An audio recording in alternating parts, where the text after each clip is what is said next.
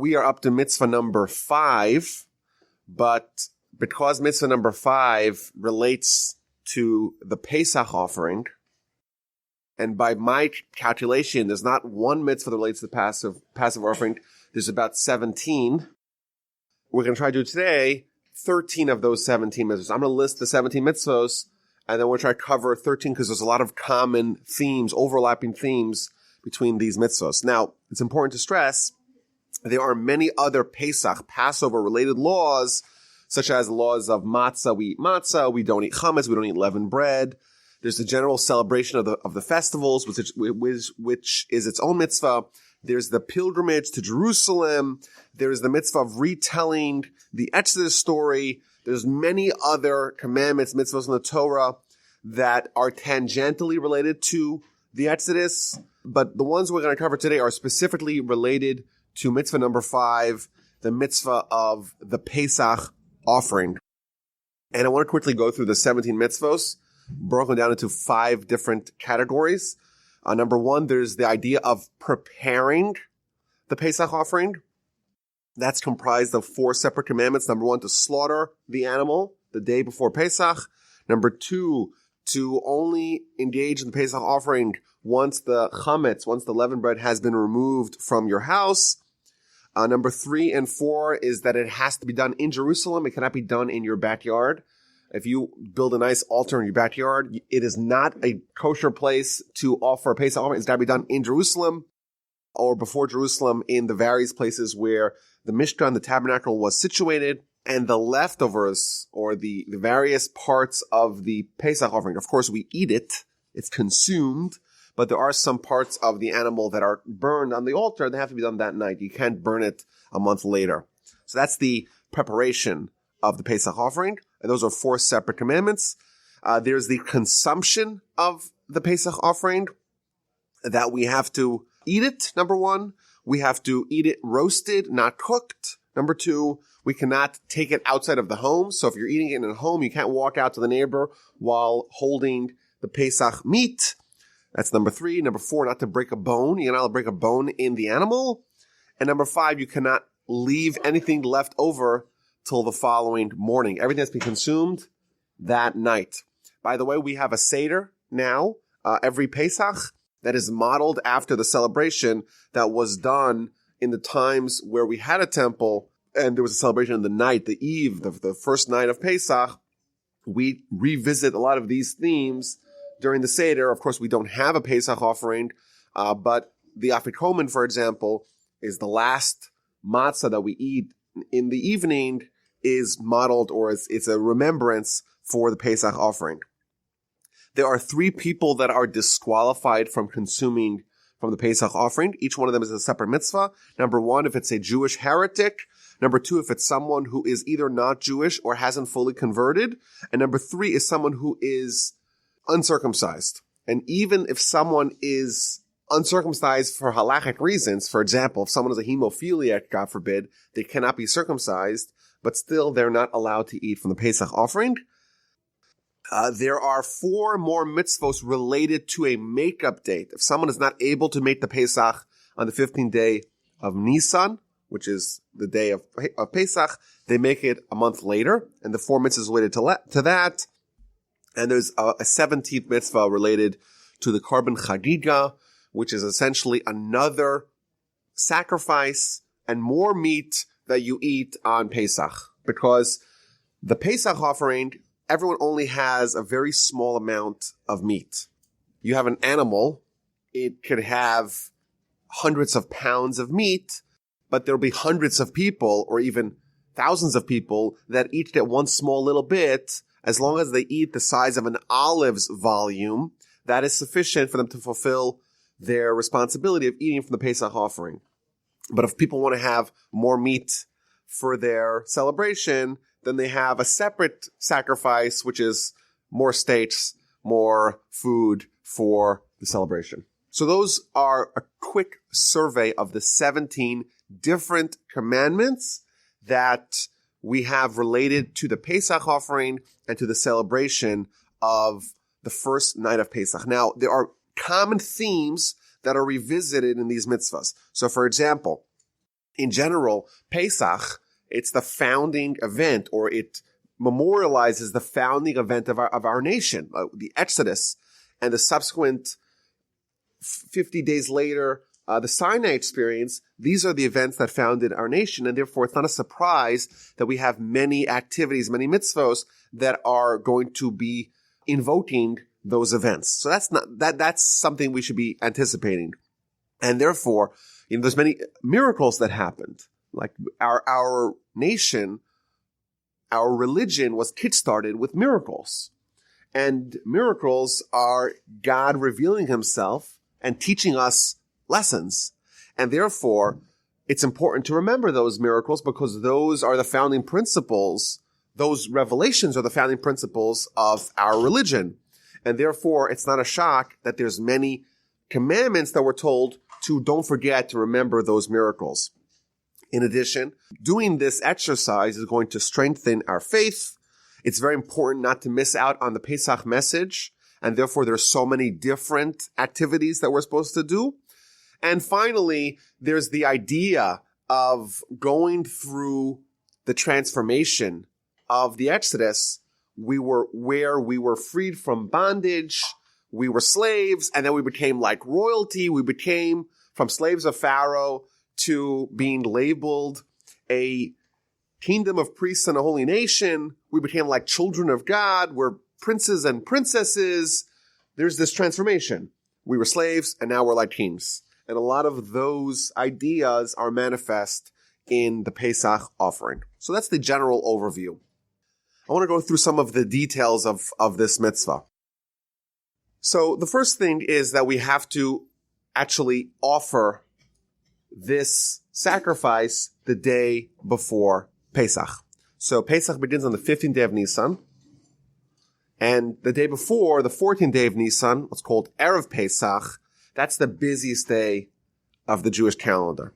In the morning, we're trying to get rid of all the chametz, all the leavened bread.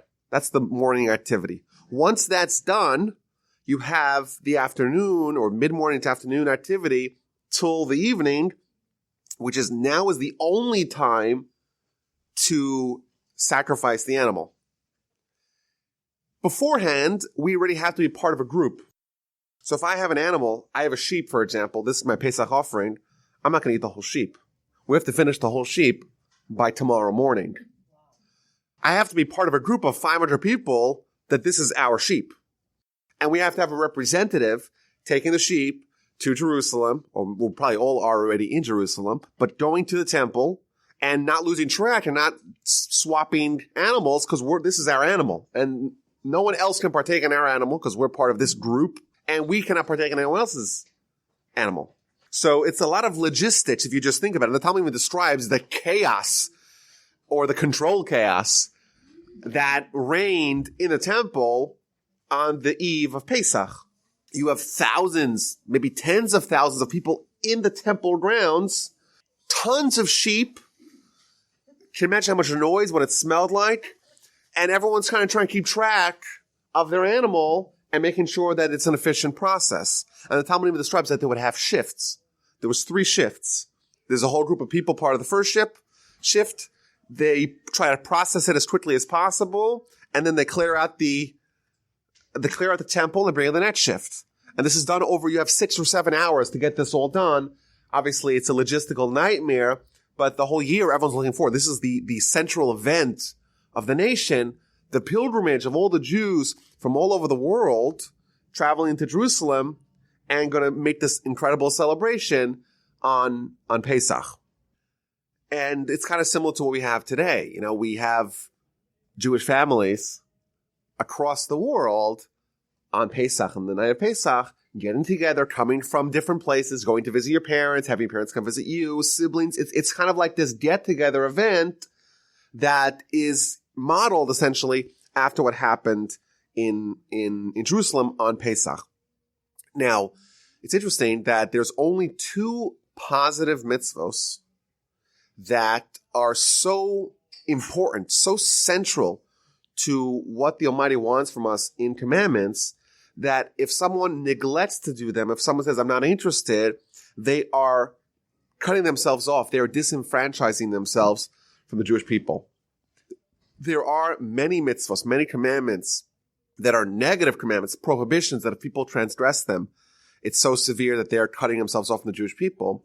But there's only 2 positive mitzvos of the 248 positive mitzvos. There's only 2 of them that contain that very harsh penalty, essentially, of someone divesting themselves, someone excluding themselves from the Jewish people, cutting themselves off. And that is A, the first one that we had a few weeks ago, which is the bris milah circumcision, and B, the Pesach offering. And these are the 2 pillars of our relationship. The Talmud even makes a connection between the blood of the Pesach and the blood of the circumcision. Like these are like the lifeblood of the Jewish nation. And therefore, if someone voluntarily says, I am not interested, this is not for me, then they are opting out of being part of the collective of the Jewish nation. And that, of course, is very harsh. And therefore, one of the mitzvahs that we're told is that it cannot be done in a private session. So it used to be, the temple was built by Solomon. That's about 400 years after Joshua conquered Israel. So you have a tabernacle. Moshe builds the tabernacle a year after the Exodus. And that essentially is this mobile temple that ends up in a lot of different places. And until the temple is built in Jerusalem, the permanent building, the actual permanent resting place of the Shekhinah, until that's built, a lot of people are able to build their private altars.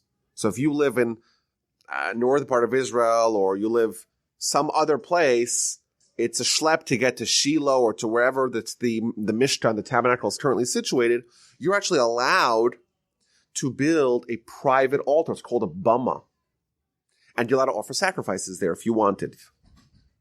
Now, to be clear, once the temple was built, once Solomon builds a permanent temple, all those other private altars are no longer valid.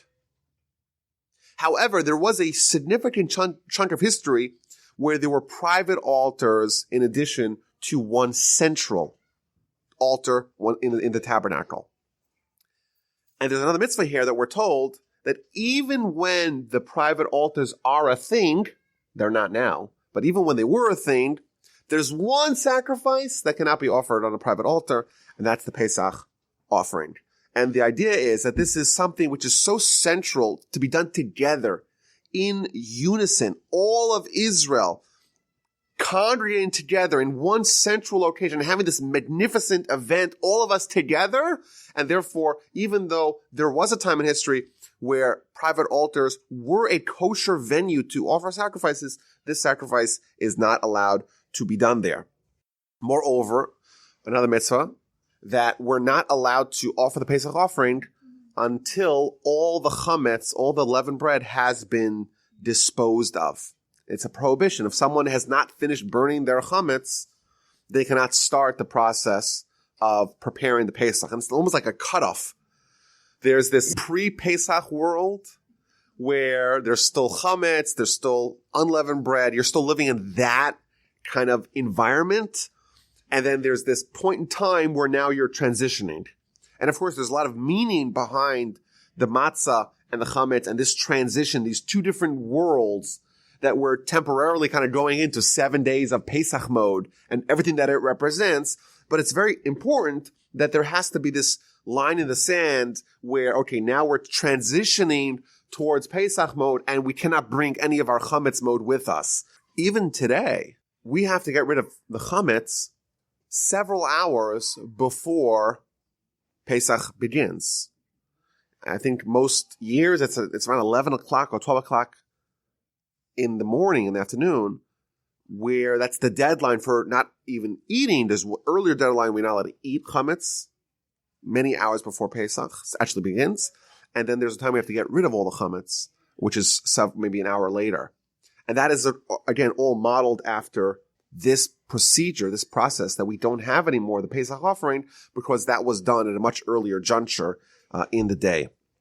We have another mitzvah to burn the leftover fats on the altar that night. I know whenever we talk about sacrifices, there's going to be a lot of sacrifices in our surveying of mitzvos and our discovery mitzvos. When we talk about sacrifices, people get a little uncomfortable. It's not something that we're used to in our current life in modern times. But of course, it does play a big part in the Torah. And we're going to discuss what it means, what are the various reasons behind it once we get to Leviticus.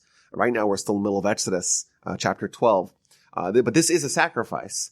And a sacrifice, there's all different kinds of sacrifices. But one thing that's across the board by all sacrifices is that there's some parts of the animal that are not eaten and instead are burned. And again, we might have a hard time understanding what is going on. What is this idea? What's the spiritual gain that we're gaining?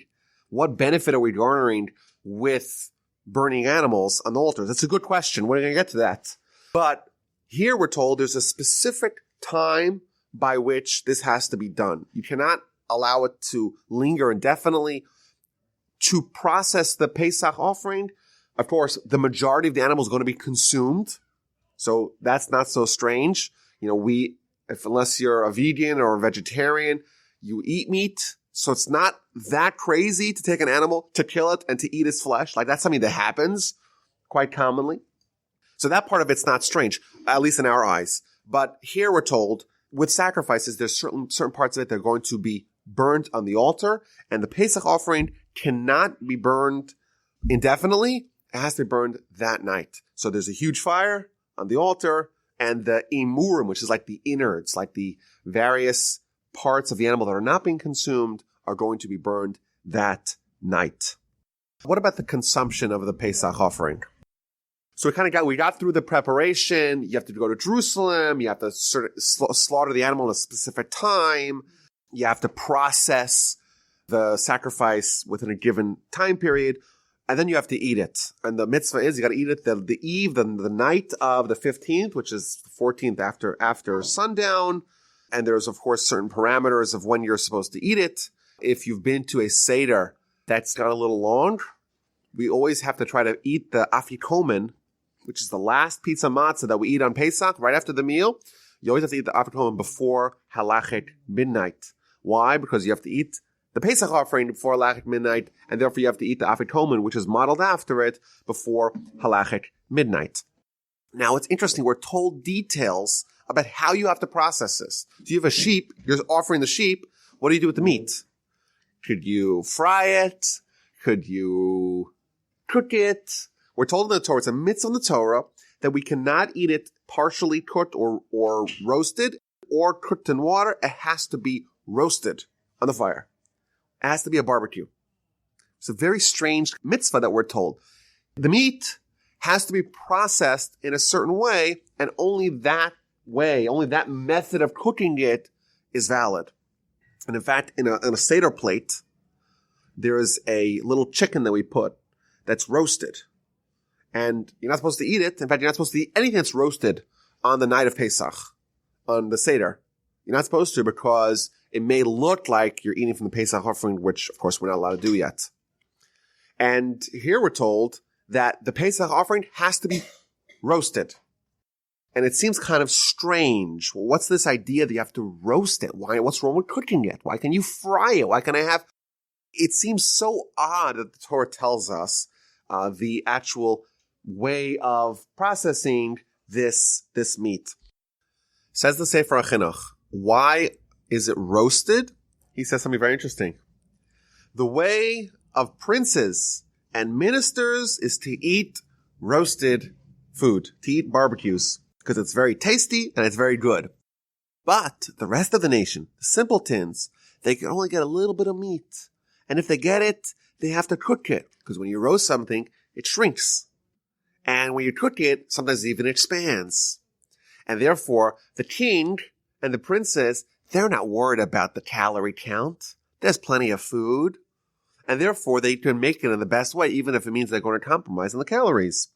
Whereas the poor people, they always need to worry how to maximize. How do I maximize this piece of meat?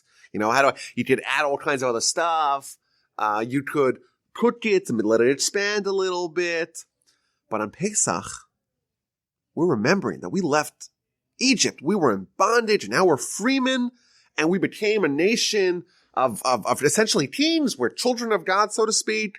And therefore, when we're remembering that, we have to eat in a way that is symbolizing our royalty. If you look at the menus in fancy restaurants, the problem with the fancy restaurants, they always give you tiny little portions. He's saying, I'm paying so much money for a tiny portion, it doesn't make any sense. And I remember, in yeshiva, when you're in a very tight budget, so if you go out to eat, you're always trying to think, how do I maximize what I could get? That's a calculation that a poor person makes. But in a fancy restaurant, and certainly with teens, they don't need to calculate the calories. How do I maximize this? No, they just want to have the best. And therefore, they could even have a small portion. You roast it, and that's the way to symbolize that we are royalty on this night. Once the night is over, you have to consume all the animal. So if you remember, we spoke about by the laws of the sciatica, I mentioned that you have to learn how to do this nikur process of removing the various nerves that are prohibited, because the entire animal of the Pesach offering has to be consumed on that night. And you can't sell it to non-Jews. You can't do that. You can't do what we do today. I say, we don't want to deal with it. We'll just sell it off to the other market. You have to eat the whole thing. And you cannot have anything left over. You can't take a doggy bag home. Again, this is another theme where it's trying to exhibit royalty. The king doesn't worry, what am I going to eat tomorrow? I have a decent food today. What am I going to do tomorrow? Let me save a little bit for tomorrow. No, the king is he doesn't take home doggy bags from the restaurant. There's no leftovers on the menu in the palace. And therefore, again, to symbolize this idea that we're teens on this night, and to remember our freedom, and to kind of instill that into our heart, Torah doesn't allow us to have leftovers, not with the Pesach offering, not with the concomitant Chagiga offering. And another mitzvah is that you're not allowed to take it outside. If you have meat in this house, in this tent or whatever, this venue, you can't take a piece of meat. Look at the steak that I have and go show it to the neighbor. And again, this is a similar theme, says the Sefer Chinuch. When someone is poor and then they're suddenly presented with a bounty of food, they right away take pictures of it. I guess that would be the modern day equivalent. You got to post it online. Look what I got. Look at this meal. Look how much food there is. I can't believe it. But if you're a king, if you're a prince or a princess, this is not something that is unique. And this is an amazing mitzvah of the Torah. One of the 613 mitzvahs of the Torah is you cannot take the Pesach offering outside of the house to show it to anyone else. It's such an interesting mitzvah. But again, it's the same kind of theme that if you're going to exhibit on this night the feelings of royalty, you have to play the part. And part of playing the part is that you're not going to be even impressed, so to speak. This is what we do every night. You can't run to the neighbor. Look what we got. This is incredible. I got to show you pictures of my food. The last mitzvah with respect to the consumption of the Pesach offering is that you're not allowed to break the bone. And sometimes people don't do this as often as they used to, but apparently inside the bone, there's marrow. And some people like to crack it and then gnaw at it. And here we're told by the Sefer Chinuch, again, the similar theme, this is not the ways of teens. Teens don't crack open bones and suck out the marrow. And therefore there's a prohibition in the Torah to not break the bone of the Pesach offering. It's not respectable for a king, the way he writes is to take a bone and nibble at it like a dog. It's not proper. And that's only for the simpletons. The peasants do that. On Pesach, we're teens, and we're trying to instill this into our heart. Every year on Pesach at this time, we do all kinds of things that remind us of the stature that we achieved at the time of the Exodus. And therefore, with all these things, with all these ordinances governing our behavior on this night, hopefully these ideas will be instilled in our heart. Let's move on to who can and who cannot partake in this mitzvah. So number one is a heretic, even if they're Jewish, but if they're not part of the ideas of the Exodus, if they're not buying into the whole development that we achieved at the Exodus, became part of God's nation, we developed a relationship. If someone has opted out of that, it's, of course, quite logical. If they're not going to buy into the faith, why should they partake in the event, the central event, the Pesach Offering, which is most emblematic of that development that we achieved at the Exodus? In addition, for the same reason, someone who is either a non-Jew or someone whose conversion has not been completed, because they're not part of this fraternity, they cannot partake in this mitzvah. And finally, the third person that cannot partake is the uncircumcised one. Again, the symbol of this fraternity, the symbol of the closeness that we have with the Almighty is the circumcision. And therefore, if someone is uncircumcised, even if it's not because of their own fault, they're a hemophiliac, circumcision will be dangerous for them. They're not going to be judged for not being circumcised. It's not their fault. It wasn't their choice, but they cannot partake in this mitzvah. I want to conclude this discussion with a very powerful idea that the Sefer Chinuch brings. He actually brings us in the midst of not breaking a bone. And he asks, I think, the question that maybe is jumping out from this whole discussion of the Pesach Offering. You know, we're supposed to remember the Exodus, and we're supposed to have feelings of royalty and things like that. But there's so many mitzvahs. By our count, there's 17 different mitzvahs that are related to this one thing, the Pesach Offering, that is in the temple. We hope to have a temple again to do it again. But it's all going back to the Exodus. And there's many, many other mitzvahs that all go back to the Exodus as well to remember the miracle. And the question that he asks is, why don't we just have one mitzvah that is remember the Exodus, let's say even one for matzah, one for the sacrifice of the Pesach Offering? Why so many details? Why so many mitzvos? Why so many reminders for these miracles that have happened? And then he tells us an idea, a theme that he's going to revisit several times throughout his book. And it's one of the themes of why we do mitzvos. So it's very central, and therefore I want to go through it in detail. And he says that people are influenced by their behavior. When someone does something, when someone engages in something, eventually that actually filters in to their heart. Even if there is a completely wicked person in their heart, all they have internally is evil. But if they invest their efforts in their behavior to do Torah and mitzvos, to do good, even if it's not for the right reasons, that's going to influence their heart. And this is the famous line that he says, Achar ha'pa'ulos nemshachem alavavos. The heart is influenced by the action. The action that you do will influence the heart. The wicked person internally, if their actions are righteous, eventually that will filter in and affect their hearts. Conversely, if someone is very righteous in their heart and very proper and very straight in their heart, and they're very desirous of Torah internally, but however, if their actions are evil, if their actions are antithetical to Torah, that will in fact filter into their heart, and eventually it will corrupt them internally. And therefore, he quotes the Talmud. The Talmud says that the Almighty wanted to benefit us, benefit the Jewish people, and therefore we have lots and lots of mitzvos and lots of Torah. There's many details. And the question that maybe we could ask in mitzvos in general, so many, 613, all these details, all these laws, why so much? Simplify it. Do one mitzvah, you're good. That's a good question. Quotes the Talmud. Talmud says, no, the Almighty wanted to benefit us so that we should be constantly engaged in mitzvos, and that will affect our heart. Of course, the ultimate objective is our heart. But how do you affect the heart? Through the actions. The actions, the external actions, penetrate the internal essence of man.